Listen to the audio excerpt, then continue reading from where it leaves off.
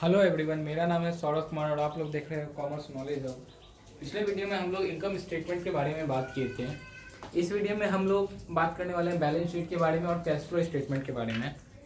तो balance sheet में इतना कुछ है नहीं, छोटा सा है, बस कुछ कुछ चीज़ें दिखानी है कि बैलेंस शीट में कहाँ कहाँ जाती है। कैश फ्लो स्टेटमेंट है थोड़ा सा, उसमें थोड़ा टाइम नहीं लगेगा हमें, तो आज ट्राई करेंगे बैलेंस शीट और कैश फ्लो दोनों को एक साथ कवर कर लें। तो जैसे बैलेंस शीट की बात आती है, हम लोग नॉर्मल एक बैलेंस शीट बनाते हैं। इधर एसेट्स, इधर लाइबिलिटी, आपका current assets, non current assets, current liability, non current liability आपकी आ गई, और इधर आपका इक्विटी। इक्विटी में आपका क्या आता है? कॉमन स्टॉक आता है, और आता है epic, additional paid in capital, और क्या आएगा आपको? रिटेन्ड अर्निंग,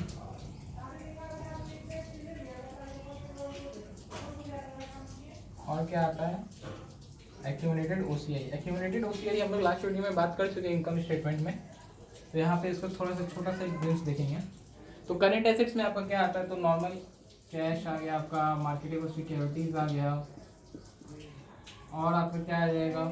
और हाँ, कैश जो है सिर्फ करंट एसेट्स में नहीं आ सकता है, ये नॉन करंट एसेट्स में भी हो जाता है। अगर कैश को आप किसी एक काम के लिए रख दोगे कि इस कैश को उसी चीज़ के लिए यूज़ करना है, तो वो कैश जो है आपका नॉन करंट एसेट्स में भी आ सकता है। सेम आपका मार्केटेबल सिक्योरिटीज़ के साथ भी, मतलब सेम ऐसा किसी भी चीज़ के साथ भी चेंज कर सकते हो। ऐसा नहीं, कैश हमेशा करंट एसेट्स में आएगा, डिपेंड अपॉन द कंडीशन की कंडीशन कैसा है उस पर हम लोग ट्रीट करेंगे। और क्या आ जाएगा? डेटर्स आ जाएगा आपका। नॉन करंट एसेट्स में long term loan, long term loan अगर आप दिए हो, लॉन्ग टर्म लोन मत लिखते हैं, इसको हम लोग लॉन्ग टर्म इन्वेस्टमेंट लिखते हैं। और क्या आएगा? गुडविल आएगा या फिर पेटेंट। तो ये सब नॉर्मल नॉन करंट एसेट्स में क्या आता है? करंट लाइबिलिटी आपका हो गया, आउटस्टैंडिंग है, एपी है, जैसे आपका current liability. Non current liability में आ जाएगा बैंक लोन लॉन्ग टर्म, उसके बाद लॉन्ग टर्म बॉन्ड, डिवेंचर जो है। बेसिक बात हमको पहले करना है इक्विटी के बारे में, इक्विटी के बारे में जानना है। तो कॉमन स्टॉक तो आपका जो कैपिटल होता है, जो मेन कैपिटल होता है वो, और एपिक क्या होता है आपका? एडिशनल पेड इन कैपिटल होता है। ये सब बेसिक जो आपको जानना चाहिए, जो आपको पता होना चाहिए, ये यहाँ पे मैं डिस्कस कर रहा हूँ। फिर आता है रिटेन्ड अर्निंग। तो सबसे पहली बात होता है रिटेन्ड अर्निंग निकालते कैसे? तो रिटेन्ड अर्निंग का सिंपल सा फॉर्मूला है, beginning retained earning plus net income minus dividend paid, और क्या आ जाएगा? माइनस, सॉरी, जब ये करोगे आप beginning retained earning plus net income less dividend, तो आपको दे देगा एंडिंग रिटेन्ड अर्निंग। वही आपका एंडिंग रिटेन्ड अर्निंग यहाँ पे आता है। ये कौन सा रिटेन्ड अर्निंग होता है? ये आपका एंडिंग रिटेन्ड अर्निंग होता है। अगर आप बैलेंस शीट 31 मार्च को बना रहे हो 2020, ये तो आपका कौन सा रिटेन्ड अर्निंग हुआ? Ending retained earning. कैसे निकालेंगे? बिगनिंग रिटेन्ड अर्निंग कितना है वो लेंगे, प्लस नेट इनकम, जो नेट इनकम हम लोग को इनकम स्टेटमेंट में निकाले होंगे नेट इनकम, वो नेट इनकम लेंगे, उसमें से कितना डिविडेंड पे किए उसको माइनस कर देंगे, तो आपका आ जाएगा ending retained earning. Accumulated OCI हम लोग पिछले वीडियो में बात कर चुके हैं। एक्यूमुलेटेड ओसीआई यहाँ पे आता है इनकम स्टेटमेंट सबसे लास्ट में आपका आएगा, कॉम्प्रिहेंसिव इनकम के बाद आपका आता है एक्यूमुलेटेड ओसीआई। तो ये बेसिक आपको बैलेंस शीट के बारे में जानना था कि बैलेंस शीट में क्या क्या आता है। तो normal current assets, non current assets, current liability, non current liability, और इक्विटी में कॉमन स्टॉक होता है, एपिक होता है, रिटेन्ड अर्निंग और एक्यूमुलेटेड ओसीआई। ये छोटा सा है, इस पे तो ध्यान नहीं देना है। जो मेन चीज़ है हम लोग का वो है cash flow. Cash flow statement बनता किससे है? तो नेम ही उसका कैश, और कैश जो होता है ये क्या होता है? ये होता है ब्लड ऑफ बिजनेस।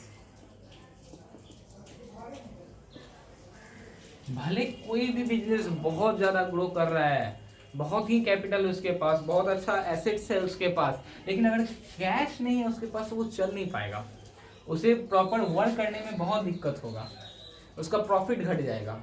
एक कैश निकालनी, कैश बहुत ही इंपॉर्टेंट होता है और कैश फ्लो स्टेटमेंट में ओनली कैश आएगा और कुछ नहीं आएगा, सिर्फ कैश आइटम आएगा। जिस चीज में कैश नहीं है या फिर नॉन कैश आइटम माइनस किया गया या प्लस किया गया उसको हम लोग जोड़ देंगे। लेट सपोज नेट इनकम आपका है 40,000 40,000 है, डेप्रिसिएशन आपने पहले पे कर चुका है 10,000 या 5,000, तो यहाँ पे वो डेप्रिसिएशन ऐड हो जाएगा।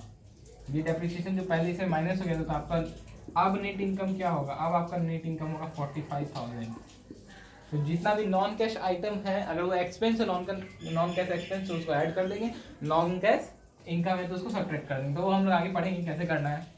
तो सबसे पहला आता है आपको कैश फ्लो स्टेटमेंट जो है,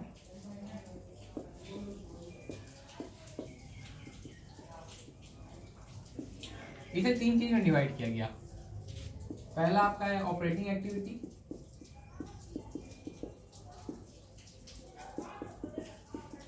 दूसरा आपका इन्वेस्टिंग और तीसरा आपका फाइनेंसिंग। एक बिजनेस में यही 3 मेन एक्टिविटीज होती है, एक जो आप ऑपरेट करते हो, एक जो आप इन्वेस्ट करते हो, एक जो आप फाइनेंस करते हो। ये दोनों किससे चलता है, इससे चलता है। जब फाइनेंसिंग ही नहीं होगा तो ऑपरेटिंग और इन्वेस्टिंग काम कैसे करेगा। तो यही तीनों मिल करके आपका पूरा बिजनेस बना देता है, पूरा आपका बिजनेस ये तीनों मिलके बनाता है। तो हम लोग एक एक चीज को पढ़ेंगे। इसमें जितना भी ऑपरेटिंग रिलेटेड चीज है, ऑपरेटिंग में आपका अगर हम इनकम स्टेटमेंट से बात करें तो ऑपरेटिंग इनकम तक का जो चीज होता है, टैक्स तक का, या फिर आप कह सकते हो उसको, अगर हम करंट एसेट्स में आ जाएगा, आपका करंट लायबिलिटीज में आएगा, और आपको क्या आएगा इसमें, current assets, current liability and most of the income statement items. जितना भी इनकम स्टेटमेंट हम लोग डिस्कस किए हैं, ज्यादातर चीज यहाँ पे आ जाता है आपको किसमें, ऑपरेटिंग में।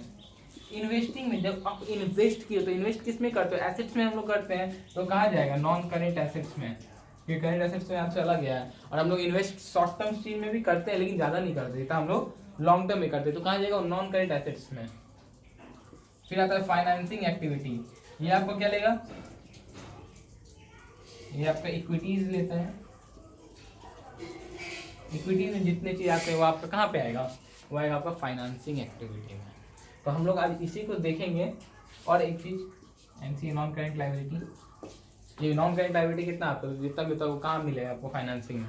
लोन्स लिए, लोन दिए इसमें आएगा, लोन लिए यहाँ पे आएगा, लोन बोरोड इसमें आएगा, लोन गिवन इसमें आएगा। तो ऐसे हम इसको पूरे डिस्कस करने वाले हैं आज। एक काम